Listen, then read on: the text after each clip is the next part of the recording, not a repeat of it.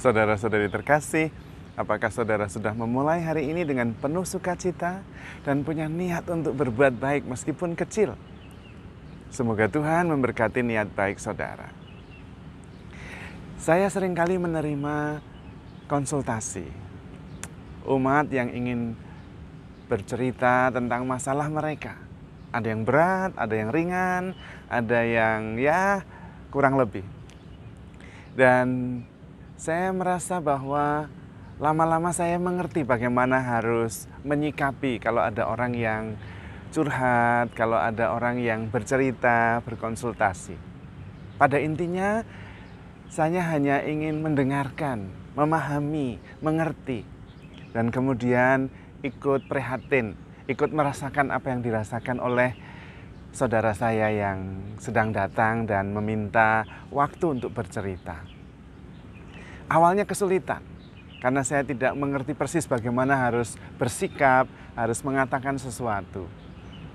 Tetapi saya suatu ketika menyadari, ketika salah seorang umat saya bercerita segala macam hal persoalannya yang berat sampai sungguh-sungguh meneteskan air mata, dan kemudian saya tidak tahu mau ngomong apa.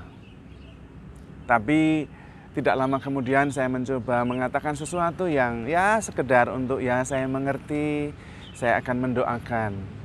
Dan karena mungkin dia sudah tergesa-gesa, saya juga tidak mempunyai banyak kata yang saya bisa sampaikan. Dia kemudian mengatakan, "Romo, terima kasih banyak. Saya sudah merasa lega.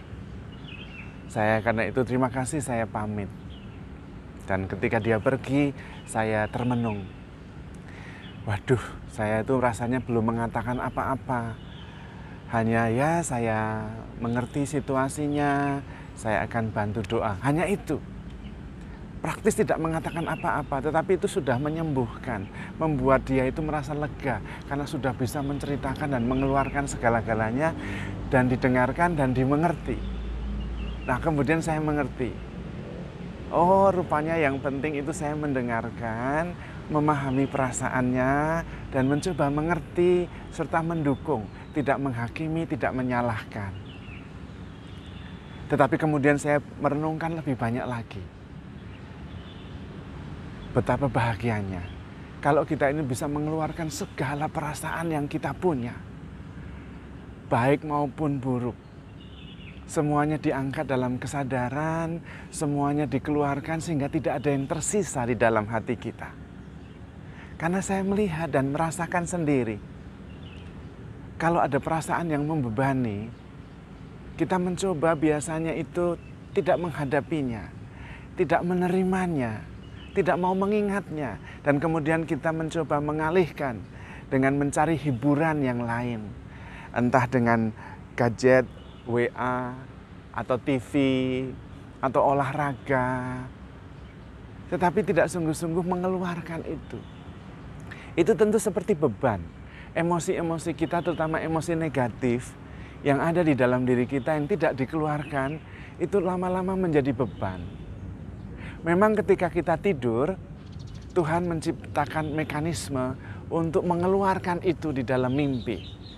Jadi kalau kita misalnya kangen dengan mama kita yang jauh, tiba-tiba mimpi ketemu mama, tapi kemudian berantem dengan mama, emosional, lalu terbangun, tapi kemudian beres. Itu mekanisme yang disediakan Tuhan dalam bentuk mimpi, supaya emosi-emosi kita itu keluar. Juga kalau kita tidur lama dan cukup, bangun rasanya segar. Karena di dalam tidur itu emosi-emosi kita itu keluar semua, lega. Tapi bayangkan kalau ada emosi yang kita simpan dan kemudian kita tidak bisa tidur atau tidurnya tidak nyenyak, tidak sempat terolah, pasti bangunnya rasanya lelah. Dan kalau kita lelah, kita itu terbebani sepanjang hari. Karena itu, masalah utamanya itu bukan kurang tidur, tetapi emosi-emosi yang tidak dikeluarkan dalam kesadaran. Itu tidak seperti gunung berapi yang tidak meletus ya. Kalau sampai meletus mengeluarkan lava, lavanya itu sampai habis, biasanya sampai 2 minggu atau lebih gitu, lavanya habis, sudah gunung berapi itu tenang. dan bisa menumbuhkan kesuburan di mana-mana. Gunungnya juga bisa menjadi hijau, subur. Sama, kebahagiaan itu harganya adalah segalanya, yaitu segala perasaan yang kita alami harus dikeluarkan, dirasakan, kemudian dinikmati bahkan, tanpa mengadili, tanpa menghakimi, tanpa bertambah buruk perasaannya. Kalau setiap hari itu menjadi kebiasaan kita sungguh-sungguh bisa ringan, bisa bebas, dan bisa bahagia. Dan kemudian itu efeknya seperti bola salju. Kita makin bahagia, kita makin ringan. Mungkin mirip dengan perumpamaan yang diceritakan oleh Tuhan Yesus di dalam Injil. Ada seorang yang menemukan mutiara di ladangnya yang sangat berharga. Kemudian dia menjual segala miliknya untuk membeli ladang itu supaya bisa mendapatkan mutiara itu. Nah, mutiara itu adalah kebahagiaan, perasaan bebas, ringan. Harga yang harus dibayar adalah menjual segala perasaan, mengeluarkan semua perasaan sampai habis, supaya tidak ada perasaan negatif yang memberatkan kita sampai kita lelah. Itulah kebahagiaan. Mungkin juga seperti pedagang yang menemukan mutiara yang sangat berharga itu dan harus menjual segala-galanya supaya mendapatkan mutiara yang sangat berharga itu. Itu harga yang harus dibayar. Maka kita perlu mempunyai latihan. Jangan segera mengalihkan perasaan-perasaan kita, menutupinya dengan perasaan yang lain. Jangan. Kalau bisa, kita bisa menceritakan itu, mengeluarkannya tanpa menghakimi, tanpa merasa bersalah, ceritakan segala-galanya sepersis mungkin, mengidentifikasikan perasaan itu sejelas mungkin. Yang paling baik tentu menceritakannya kepada pasangan.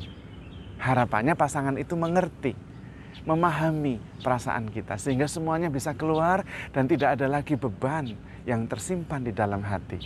Maka relasi pasti menjadi bagus sekali. Namun tidak semua pasangan bisa saling cerita begitu hebat, begitu tulus, begitu murni, kemudian menjadi semakin mesra. Seringkali tidak terjadi. Tidak terjadi ungkapan karena masalahnya justru dengan pasangan. Dan itu persoalannya. Maka di dalam MA, Marriage Encounter, ada tradisi, ada prinsip, ada sebuah pedoman yang sangat bagus, yaitu dialog. Mencatat apa yang perlu didialogkan dan mulai dengan yang perasaan saya, bagaimana perasaan saya. Menceritakan segala-galanya, mengeluarkan semuanya.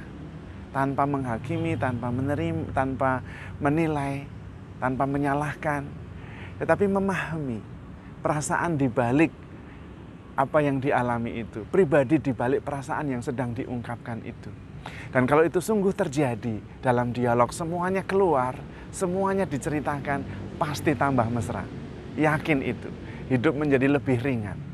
Karena itulah harga yang harus dibayar untuk mendapatkan kebahagiaan, perasaan bebas, perasaan bahagia. Biayanya berapa? Biayanya adalah segalanya. Segala perasaan. Tidak boleh ada sesuatu yang tersimpan di dalam hati.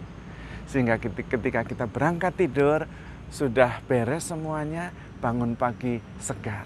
Tinggal hal-hal kecil yang diselesaikan melalui mekanisme tidur. Maka tidur bisa nyenyak, tidak terganggu, dan bangun pagi segar sekali. Memulai hari dengan penuh sukacita dan punya niat untuk berbuat baik. Itulah harga sebuah kebahagiaan. Maka kalau ada sahabat atau teman yang kita bisa cerita segala-galanya, jaga dia. Karena dialah yang membuat kita bahagia.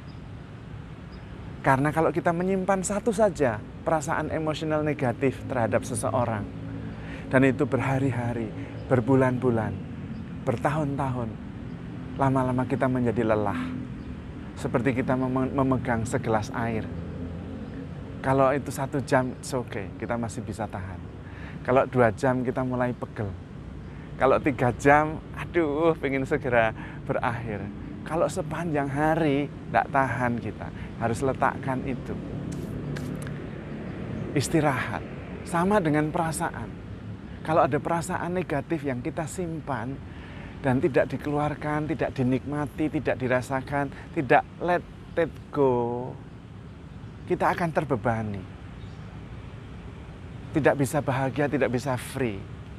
Harga sebuah kebahagiaan adalah segala perasaan harus dikeluarkan. Bukan secara emosional, tetapi sungguh-sungguh jujur, tulus, tanpa penilaian. Maka punya waktu sendiri untuk mengangkat semua perasaan yang ada di dalam hati. Rasa jengkel, rasa tidak dimengerti, rasa tidak dihormati, rasa marah, semua dirasakan dalam kesadaran dan dikeluarkan tanpa menilai, tanpa menghakimi, supaya semuanya bisa keluar. Itu harga yang harus dibayar untuk menjadi bahagia. Persoalannya adalah tidak semua kita mau membayar kebahagiaan itu, karena bayarannya mahal, yaitu segala emosi yang harus kita keluarkan, harus kita rasakan, kita angkat dalam kesadaran. Dan banyak orang tidak mau, karena itu menyakitkan. Lebih baik mengalihkan kepada perasaan-perasaan lain yang membahagiakan. Nonton TV, ngobrol chit-chat lewat HP, atau menghibur diri dengan hal-hal yang tidak penting, mengalihkan perhatian kita terhadap perasaan yang sulit kita terima. Karena itu kalau kita ketemu orang yang menyakiti hati kita, kita masih sakit. Karena itu masih terbawa, belum sungguh-sungguh kita keluarkan. Kalau Anda ingin bahagia, harus berani memilih dan berani membayar.